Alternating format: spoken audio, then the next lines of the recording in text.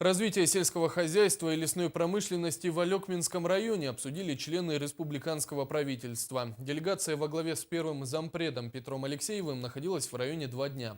Все подробности у Елены Фаст. Наиболее часто говорили о том, что труд сельчанина обесценен, а о трудностях реализации проектов, так как аукционы часто настолько затягиваются, что проект становится бессмысленным. С горечью говорил председатель СХПК Саныхтатский о напрасных трудах по заготовке картофеля. Сегодня крестьяне остались в накладе, так как из-за проволочек баржи, груженные картофелем, привезли его в Якутск подмороженным. СК-2021, который ни на какой берег не может подойти, ему пирс надо построить.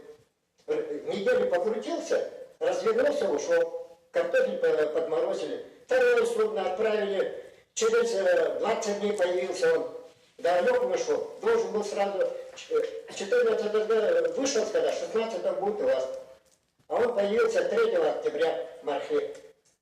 Этот вопрос решали тут же на месте. Также решено достраивать молочную ферму в селе Юнкюрь. Со своей стороны мы говорим о том, что в обязательном порядке будем реализовывать инвестиционный проект по строительству животноводческой фермы на 240 мест, инвестиционный проект по строительству овощехранилища на территории Алекминского района.